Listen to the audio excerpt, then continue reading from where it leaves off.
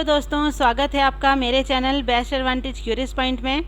जैसा कि आप सभी जानते हैं कि हम अति महत्वपूर्ण 20 मॉक टेस्ट की सीरीज़ कर रहे हैं जो बहुत इंपॉर्टेंट है आपके आने वाले एग्जाम के लिए, महिला सुपरवाइज़र के लिए। तो वीडियो मेरे साथ लास्ट तक बने रहिएगा। फटाफट वीडियो स्टार्ट करते हैं। पहला क्वेश्चन है, गर्भावस्था के आरंभ में 20 सप्ताह के दौरान, याद रखिएगा ये केवल 20 सप्ताह के दौरान की बात कर रहा है, ये पूरे 9 माह की बात नहीं कर रहा है। ठीक है, गर्भावस्था के आरंभ में 20 सप्ताह के दौरान गर्भवती महिला में औसत वजन में कितनी वृद्धि होती है। 20 सप्ताह के दौरान की बात कर रहा है। ठीक है, 5.0 किलोग्राम, 4.2 किलोग्राम, 2.5 किलोग्राम या 3.8 किलोग्राम। तो जिसे इसका आंसर पता है कमेंट करके बताइएगा। हमें ऑप्शन के अकॉर्डिंग ही आंसर देना है। ठीक है, तो फ्रेंड्स का राइट आंसर हो जाएगा 2.5 किलोग्राम। देखिए, सामान्यतः गर्भवती महिला का वजन 9 से 11 किलोग्राम तक बढ़ जाना चाहिए। पहली तिमाही के बाद गर्भवती महिला का वजन 2 किलोग्राम प्रति माह और 0.5 प्रति सप्ताह बढ़ना चाहिए। सप्ताह के हिसाब से देखें तो 0.5 प्रति सप्ताह और माह के हिसाब से देखें तो 2 किलोग्राम प्रति माह बढ़ जाना चाहिए। ठीक है, यदि आवश्यक कैलोरी की मात्रा पर्याप्त खुराक में मौजूद नहीं हो तो महिला अपनी गर्भावस्था के दौरान 5 से 6 किलोग्राम वजन ही बढ़ा सकती है। तो हमसे क्वेश्चन ये पूछा गया था कि गर्भावस्था के आरंभ में 20 सप्ताह के दौरान, पूरी गर्भावस्था नहीं कहा है, ओनली 20 सप्ताह के दौरान गर्भवती महिला के औसत वजन में कितनी वृद्धि होती है। तो ये होती है 2.5 किलोग्राम। ये आप याद रखिएगा। ठीक है, नेक्स्ट क्वेश्चन देखते हैं। किस वर्ष में संपत्ति का अधिकार मौलिक अधिकारों की तालिका से हटा दिया गया। 1978, 1977, 1989, 1976। तो जिसे इसका आंसर पता है कमेंट करके बताइएगा। तो फ्रेंड्स का राइट आंसर हो जाएगा 1978। ठीक है, देखिए, संपत्ति के अधिकार को 44 संवैधानिक संशोधन अधिनियम 1978 द्वारा मौलिक अधिकारों की सूची से हटा दिया गया है। कब? 1978 में। और संपत्ति के अधिकार को कानूनी अधिकार 1976 में 44वें संशोधन के तहत बनाया गया। संपत्ति के अधिकार को कानूनी अधिकार कब बनाया गया? किस संविधान संशोधन के द्वारा? 1976 में 44वें संशोधन के द्वारा। और हटाया कब? 1978 में। ये आप याद रखिएगा। ठीक है, दोनों में कन्फ्यूज़न नहीं होना है। आगे देखते हैं। दीनदयाल उपाध्याय ग्रामीण कौशल्या योजना के अंतर्गत ग्रामीण विकास मंत्रालय निम्न में से गरीब परिवारों में कौन सा आयु वर्ग पर ध्यान देता है? 15 से 30, 18 से 30, 15 से 35 या 18 से 34। तो जिसे इसका आंसर पता है कमेंट करके बताइएगा। तो फ्रेंड्स का राइट आंसर हो जाएगा 15 से 35। देखिए, DDU-GKY यानी कि दीनदयाल उपाध्याय ग्रामीण कौशल्या योजना के माध्यम से युवाओं की प्रतिभा और रुचियों की पहचान करके उनके कौशल विकास के लिए प्रशिक्षण प्रदान करती है ये योजना। इससे उनके लिए रोजगार के अवसर भी प्रदान करती है ये योजना। तो इसमें किस आयु वर्ग पे विशेष ध्यान दिया गया है? 15 से 35। ये आप याद रखिएगा। ठीक है, आगे देखते हैं। कायाकल्प निम्न में से किसकी पहल है? स्वास्थ्य और परिवार कल्याण मंत्रालय, पेयजल और स्वच्छता मंत्रालय एवं स्वास्थ्य और परिवार कल्याण मंत्रालय, पेयजल और स्वच्छता मंत्रालय या उपयुक्त में से कोई नहीं। तो जिसे इसका आंसर पता है कमेंट करके बताइएगा। तो फ्रेंड्स का राइट आंसर हो जाएगा स्वास्थ्य और परिवार कल्याण मंत्रालय द्वारा इसकी पहल की गई है। ठीक है, 15 मई 2015 को केंद्रीय स्वास्थ्य और परिवार कल्याण मंत्रालय ने कायाकल्प नामक अभियान की शुरुआत की थी। कब की गई थी ये भी याद रखिएगा। और किसकी पहल से की गई है? स्वास्थ्य और परिवार कल्याण मंत्रालय के द्वारा। ठीक है, आगे देखते हैं। बाल विवाह अधिनियम 2006 के अनुसार पुरुषों में बालक का अर्थ है वह व्यक्ति जिनका उम्र खालिस्तान वर्ष पूरा नहीं हुआ है। ये 2006 के अनुसार बात कर रहा है। ठीक है, 18, 19, 20 या 21। तो जिसे इसका आंसर पता है कमेंट करके बताइएगा। तो फ्रेंड्स का राइट आंसर हो जाएगा 21। देखिए, बाल विवाह प्रतिषेध अधिनियम 2006 भारत के सभी नागरिकों पर लागू है। इसका विस्तार जम्मू कश्मीर राज्य व पांडिचेरी संघ राज्य क्षेत्र के रेनोसाओ को छोड़कर संपूर्ण भारत में लागू है। कहाँ कहाँ लागू नहीं है? तो जम्मू कश्मीर राज्य और पांडिचेरी संघ राज्य के रेनोसाओ को छोड़कर बाकी संपूर्ण भारत में लागू है। बालक से ऐसा व्यक्ति अभिप्रेत है जिसकी आयु यदि पुरुष है तो 21 वर्ष से कम और यदि नारी है तो 18 वर्ष से कम। ठीक है, आगे देखते हैं। इंसुलिन हार्मोन रासायनिक रूप से होता है प्रोटीन, वसा, कार्बोहाइड्रेट, स्टेरॉइड। तो जिसे इसका आंसर पता है कमेंट करके बताइएगा। तो फ्रेंड्स का राइट आंसर हो जाएगा प्रोटीन। इंसुलिन एक हार्मोन है। इसका मुख्य कार्य ग्लूकोज को रक्त के माध्यम से शरीर की कोशिकाओं में प्रवेश देने का कार्य करता है। ठीक है। क्या करता है, ये ग्लूकोज को रक्त के माध्यम से पूरे शरीर की कोशिकाओं में प्रवेश देने का काम करता है। यदि शरीर में इंसुलिन ना हो तो मधुमेह का रोग हो जाता है, डायबिटीज। ठीक है, ये एक तरह से प्रोटीन की तरह कार्य करता है। तो इंसुलिन हार्मोन रासायनिक रूप से क्या होता है, ये एक प्रोटीन है। ठीक है, आगे देखते हैं। मानव रक्त में पथरी किस पदार्थ की बनी होती है? मैग्नीशियम सल्फेट, कैल्शियम ऑक्सलेट या सोडियम एसीटेट। तो जिसे इसका आंसर पता है कमेंट करके बताइएगा। तो फ्रेंड्स का राइट आंसर हो जाएगा कैल्शियम ऑक्सलेट। देखिए, सबसे आम पथरी कैल्शियम पथरी है। पुरुषों में महिलाओं की तुलना में 2 से 3 गुना ज्यादा होती है पथरी। सामान्यतः 20 से 30 आयु वर्ग के पुरुष इससे ज़्यादा प्रभावित होते हैं। कैल्शियम अन्य पदार्थों जैसे ऑक्सलेट सबसे सामान्य पदार्थ है। ये फॉस्फेट या कार्बोनेट से मिलकर पथरी का निर्माण करते हैं। तो मानव रक्त में पथरी किस पदार्थ की बनी होती है? कैल्शियम ऑक्सलेट की। इतना याद रखिए। ठीक है, आगे देखते हैं। घरेलू हिंसा से महिला संरक्षण अधिनियम 2005 के अनुसार सुरक्षा अधिकारी की नियुक्ति कौन करता है? राज्य सरकार, केंद्र सरकार, राष्ट्रपति या इनमें से कोई नहीं। तो जिसे इसका आंसर पता है कमेंट करके बताइएगा। तो फ्रेंड्स का राइट आंसर हो जाएगा राज्य सरकार। देखिए, संरक्षण अधिकारियों की नियुक्ति राज्य सरकार अधिसूचना द्वारा प्रत्येक जिले में उतने संरक्षण अधिकारी नियुक्त करेगी जितने वह आवश्यक समझेगी। कौन? राज्य सरकार।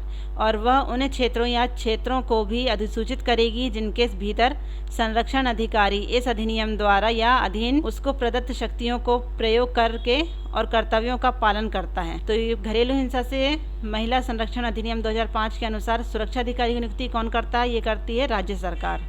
ठीक है, आगे देखते हैं। राष्ट्रीय महिला आयोग के सदस्यों का सर्वोच्च पदावधि क्या है? क्वेश्चन को 2 से 3 बार पढ़िए, उसके बाद ही समझिएगा कि क्वेश्चन क्या कह रहा है, उसके बाद आंसर लगाइए। ऑप्शन के अकॉर्डिंग ही आपको आंसर देना है। राष्ट्रीय महिला आयोग के सदस्यों का सर्वोच्च पदावधि क्या है? कितनी अवधि के लिए नियुक्त होते हैं? 2 वर्ष, 3 वर्ष, 4 वर्ष, 5 वर्ष। तो जिसे इसका आंसर पता है कमेंट करके बताइएगा।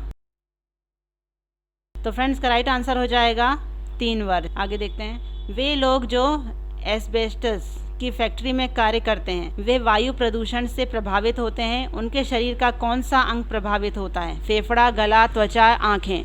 तो जिसे इसका आंसर पता है कमेंट करके बताइए। तो फ्रेंड्स का राइट आंसर हो जाएगा फेफड़ा। देखिए, एस्बेस्टस में प्राकृतिक खनिज रेशे होते हैं और ज़्यादातर मनुष्य की आंखों में दिखाई नहीं देते हैं। एस्बेस्टस का व्यापक रूप से इस्तेमाल इमारत, भवन निर्माण में उनके महत्वपूर्ण भागों को आग से बचाने के लिए किया जाता है। महत्वपूर्ण जो इमारतें होती हैं, भवन होते हैं, उनके महत्वपूर्ण जो हिस्से होते हैं उनको आग से बचाने के लिए किया जाता था। पुरानी इमारतों को तोड़ते समय या उनको बनाते समय बड़ी मात्रा में रेशे हवा में फैलते थे, वही होता है एस्बेस्टस। आपने देखा होगा। आगे देखते हैं। ब्रूनार्स ग्रंथियां पाई जाती हैं। अमाशय, ग्रहणी, मलाशय, ग्रासनली। तो जिसे इसका आंसर पता है कमेंट करके बताइएगा। तो फ्रेंड्स का राइट आंसर हो जाएगा ग्रहणी। देखिए, ब्रूनर्स की ग्रंथियां पाचन तंत्र के एक हिस्से में पाई जाती है जिसे ग्रहणी कहा जाता है। ग्रहणी आंत का वह भाग है जिसके माध्यम से भोजन पेट से निकलने के बाद गुजरता है। ब्रूनर की ग्रंथियां क्षारी बलगम का उत्पादन करती है जो पेट से एसिड को बेअसर करती है क्योंकि ये ग्रहणी में प्रवेश करता है। आपको ये सब ये याद रखना है, ब्रूनर्स ग्रंथियां पाई जाती हैं कहाँ? ग्रहणी में। ठीक है, अगला क्वेश्चन है, निम्न में से कौन सा अधिनियम सती पर प्रतिबंध लगाने के लिए सर्वप्रथम अधिनियम है? बॉम्बे सती अधिनियम, भारत सती रोकथाम अधिनियम, बंगाल सती अधिनियम या सती रोकथाम अधिनियम। तो जिसे इसका आंसर पता है कमेंट करके बताइएगा। तो फ्रेंड्स का राइट आंसर हो जाएगा बंगाल सती अधिनियम। देखिए, राजा राम मोहन राय ने सती प्रथा जैसी गलत परंपराओं और उनके बुरे प्रभावों के साथ उनके निवारण पर हिंदी, अंग्रेजी और बांग्ला भाषा में बहुत सारी पुस्तकें लिखी हुई और फ्री में बंटवाई भी हैं। 4 दिसंबर 1829 को लॉर्ड विलियम बेंटिक की अगुवाई और राजा राम मोहन राय जैसे भारतीय समाज सुधारकों के प्रयास से जो सती प्रथा पर भारत में पूरी तरीके से रोक लगा दी गई थी। लॉर्ड विलियम बेंटिक द्वारा 4 दिसंबर 1829 को बंगाल सती रेगुलेशन पास किया गया था। इस कानून के माध्यम से पूरे ब्रिटिश भारत में सती प्रथा पर रोक लगा दी गई थी। किस अधिनियम से? बंगाल सती अधिनियम द्वारा। रेगुलेशन में सती प्रथा को इंसानी प्रकृति की भावनाओं के विरुद्ध बताया गया था। सती प्रथा क्या होती है आप जानते हैं, बताने की आवश्यकता नहीं है। किसकी अगुवाई में किया गया? लॉर्ड विलियम बेंटिक के। ठीक है, आगे देखते हैं। किशोर न्याय बालकों की देखभाल और संरक्षण अधिनियम 2015 के अंतर्गत निम्न में से कौन सा नियम भारत में सर्वप्रथम बार लाया गया? कुछ मामलों में किशोरों को वयस्कों के आपराधिक न्याय प्रणाली के अंतर्गत न्याय देना, प्रतिपालक देखभाल, उपरोक्त दोनों या इनमें से कोई नहीं। तो जिसे इसका आंसर पता है कमेंट करके बताइएगा। तो फ्रेंड्स का राइट आंसर हो जाएगा उपरोक्त दोनों। देखिए, किशोर न्याय यानी कि बालकों की देखभाल और संरक्षण अधिनियम 2015 के अंतर्गत कौन सा नियम जो भारत में सर्वप्रथम पहली बार लाया गया? तो क्या है वो? कुछ मामलों में जो किशोर वर्ग हैं उनको वयस्कों के आपराधिक न्याय प्रणाली के अंतर्गत न्याय देना और प्रतिपालक देखभाल, ये दोनों ही चीज़ें लाई गई थी भारत में प्रथम बार। ठीक है, आगे देखते हैं। खाद्य सुरक्षा अधिनियम के अनुसार केंद्रीय पूल का अर्थ है वह खाद्यान्न का भंडार जिसे खालिस्तान द्वारा उपार्जित किया गया है। न्यूनतम समर्थन मूल्य संचालन के तहत राज्य सरकार, न्यूनतम समर्थन मूल्य संचालन के तहत केंद्र सरकार एवं राज्य सरकार दोनों, न्यूनतम समर्थन मूल्य संचालन के तहत केंद्रीय सरकार या न्यूनतम समर्थन मूल्य संचालन के तहत पंचायत, राज्य सरकार एवं केंद्रीय सरकार। तो जिससे इसका आंसर पता है कमेंट करके बताइएगा। तो फ्रेंड्स का राइट आंसर हो जाएगा न्यूनतम समर्थन मूल्य संचालन के तहत केंद्रीय सरकार एवं राज्य सरकार दोनों। खाद्य सुरक्षा अधिनियम के अनुसार केंद्रीय पूल का अर्थ क्या बताया गया है? वह खाद्यान्न का भंडार जिसे किसके द्वारा उपार्जित किया गया हो? न्यूनतम समर्थन मूल्य संचालन के तहत केंद्र सरकार और राज्य सरकार दोनों के द्वारा। ये आप याद रखिएगा, ठीक है, इसे याद कर लीजिएगा। आगे देखते हैं। भारत नवजात कार्य योजना कौन से वर्ष तक निवारण योग्य नवजात मृत्यु दर और प्रसव के दौरान मृत्यु दर को अंत करने का लक्ष्य रखा है? क्वेश्चन क्या कह रहा है? 2 से 3 बार पढ़िएगा, समझिए, उसके बाद ही आंसर लगाइएगा। भारत नवजात कार्य योजना में किस वर्ष तक नवजात मृत्यु दर और प्रसव के दौरान जो मात मृत्यु दर होती है उसको खत्म करने का लक्ष्य रखा गया है? 2025, 2027, 2030, 2033। तो जिससे इसका आंसर पता है कमेंट करके बताइएगा।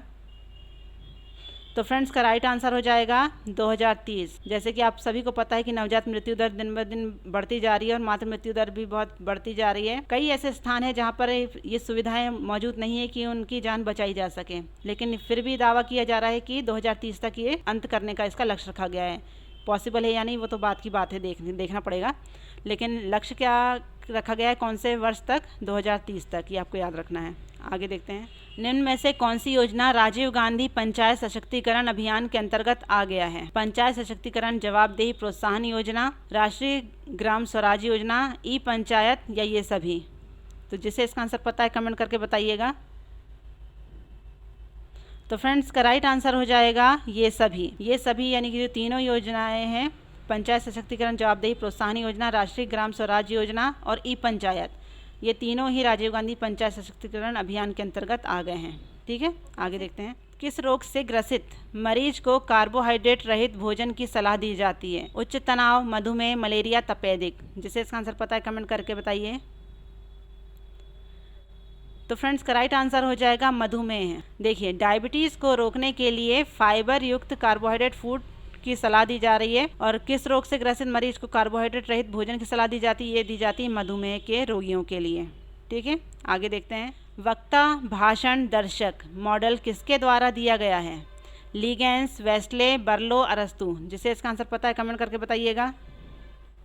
तो फ्रेंड्स का राइट आंसर हो जाएगा अरस्तु। देखिए, अरस्तु संप्रेषण के लिए 3 तत्वों को महत्वपूर्ण मानते हैं, प्रेषक, संदेश और प्राप्तकर्ता, लेकिन अरस्तु ने अपने मॉडल में प्रेषक को ज़्यादा महत्वपूर्ण मानते हैं। ठीक है, आगे देखते हैं। भारत में सामुदायिक विकास के भौतिक या मूल उद्देश्य हैं?